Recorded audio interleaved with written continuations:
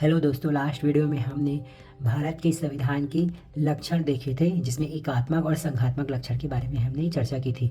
आज हम भारत के संविधान का विकास देखेंगे और भारत के संविधान के विकास के चरण के बारे में बेसिक चर्चा करेंगे। उसके बाद नेक्स्ट टॉपिक से हम लोग एक एक एक्ट को लाते जाएंगे। ठीक है, तो आइए देखते हैं भारत के संविधान के विकास। ठीक है, भारत के संविधान का विकास मुख्यतः दो बातों से हुआ है। जैसे संवैधानिक मूल्यों की बातें, संवैधानिक मूल्य मतलब संविधान के मूल्य की बातें, जिसमें लोकतंत्र, समानता, बंधुता और स्वतंत्रता आती है। ठीक है, लोकतंत्र मतलब लोगों का तंत्र। ठीक है, समानता मतलब ऊंच नीच जात में वो भेदभाव नहीं होना चाहिए, सब समान होने चाहिए, अमीर गरीब सब। बंधुता मतलब भाईचारे से रहने के परिप्रेक्ष्य से, और स्वतंत्रता मतलब भारत स्वावलंब बने, स्वयं का निर्णय खुद ले सके, इस तरीके से वो स्वतंत्र हो। ठीक है, संवैधानिक संस्था। ठीक है, संवैधानिक संस्था मतलब मुख्य भारत का जो संविधान दो तरीके से विकसित हुआ, जो मूल्यों की संवैधानिक मूल्यों की बातें करती है, जिसके बारे में हमने देखा। अब संवैधानिक संस्था, जो ये संस्था भारत के लिए कानून बनाती है और विधि का निर्माण करके उसको क्रियान्वयन करने का काम करती है, वो संस्था। ठीक है, इसमें आते हैं कार्यपालिका, विधायिका, न्यायपालिका। ठीक है, विधायिका विधि बनाने का कार्य करती है, मतलब कानून बनाती है।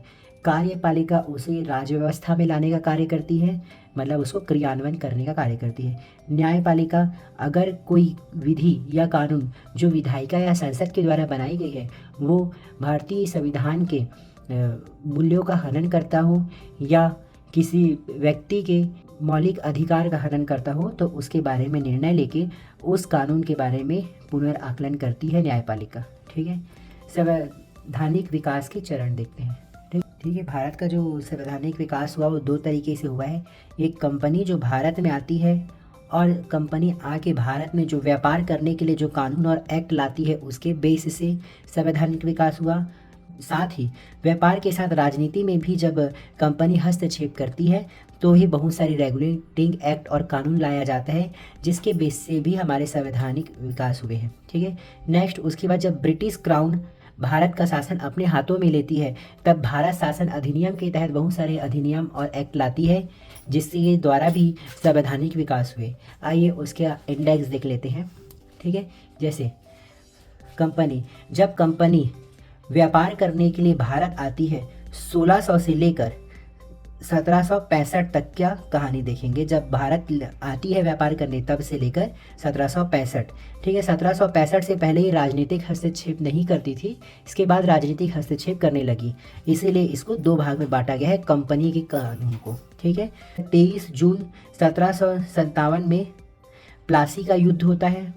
ठीक है, 1764 में बक्सर का युद्ध होता है, जिससे कंपनी को बंगाल के तरफ का प्रांत मिल जाता है। ठीक है, 1765 इलाहाबाद की संधि होती है। जब 1764 में बक्सर का युद्ध होता है तो नवाबों के साथ अंग्रेजों का इलाहाबाद की संधि होती है।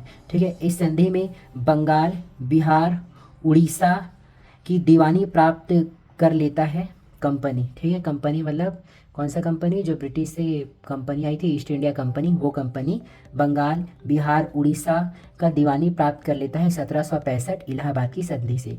ये सब में अच्छे खासे हिस्ट्री है, वो हिस्ट्री के टॉपिक में कंप्लीट होंगे। ठीक है, नेक्स्ट उसके बाद चार्टर एक्ट, राजलेख, जिस चार्टर एक्ट को राजलेख भी कहा जाता है, सबसे पहले 1600 आया। ठीक है, चार्टर एक्ट राजलेख 1600 आया जब ब्रिटिश कंपनी भारत में आई थी तब। ठीक है, ये जो राजलेख है, चार्टर एक्ट, ब्रिटिश क्राउन ने कंपनी को दी थी कि भारत में जाके अपना व्यापार वो कर सकती है। ठीक है, नेक्स्ट चार्टर एक्ट 1726 आया। ठीक है, ये सब के बारे में डिटेल देखेंगे। नेक्स्ट यहाँ 1726 के बाद 1765 तक कंपनी जो है भारत में केवल व्यापार करती है, राजनीतिक हस्तक्षेप नहीं करती है। उसके बाद 1765 से लेकर 1858 तक, 1857 में एक महान क्रांति हुई थी भारत में, उसके बाद से ब्रिटिश क्राउन यहाँ पर शासन करने लग जाता है। ठीक है, तो 1765 से लेकर 1758 तक क्या बोलते हैं, कंपनी जो है व्यापार भी करती है और राजनीतिक हस्तक्षेप भी करती है, जिसके तहत ये बहुत सारे अलग अलग एक्ट लाते हैं, जैसे कि regulating act 1773, next act of settlement 1781, जो रेगुलेटिंग एक्ट है उसमें कुछ कुछ कानून थोड़े सही नहीं रहते तो उसको सेटलमेंट करने के लिए यहाँ पे एक्ट ऑफ सेटलमेंट 1781 आता है। नेक्स्ट पिट्स इंडिया एक्ट 1784, ठीक है। 1786 का एक्ट। नेक्स्ट 1793 का एक्ट। नेक्स्ट 1813 का एक्ट। नेक्स्ट है 1833 का एक्ट। फिर लास्ट आता है 1853 का एक्ट। ये सब के बारे में हम डिटेल देखेंगे। यहाँ सिर्फ लिस्टिंग हुई है कि कंपनी जब व्यापार कर रही थी तो कौन कौन सा एक्ट आया, और व्यापार के साथ जब राजनीति कर रही थी तब कौन सा एक्ट आया, ठीक है। अब इसी बीच में 1857 में भारत में एक महान क्रांति होती है, ठीक है। उसके बाद उस क्रांति के बाद इसके बाद कंपनी सिर्फ यहाँ पे व्यापार कर सकती है, राजनीति में अब कौन करेगा, ब्रिटिश क्राउन करता है। तो 1858 से लेकर 1947 तक, ठीक है, भारत के आज़ाद होने तक किसका अधिकार रहता है, ब्रिटिश क्राउन का यहाँ पर शासन चलता है, ठीक है। अब यहाँ ब्रिटिश के पार्लियामेंट से एक्ट आने लग जाएंगे, जिसमें सबसे पहले 1858 का एक्ट था। नेक्स्ट भारत परिषद अधिनियम 1861, 1876 का एक्ट, भारत परिषद अधिनियम 1892 का एक्ट, भारत परिषद अधिनियम 1909 का एक्ट, जिसे मार्ले मिंटो सुधार भी कहा जाता है। नेक्स्ट भारत शासन अधिनियम 1919, मॉन्टेग्यू चेम्सफोर्ड सुधार भी कहा जाता है इसे। भारत शासन अधिनियम 1935 का एक्ट, भारत स्वतंत्रता अधिनियम 1947 का एक्ट।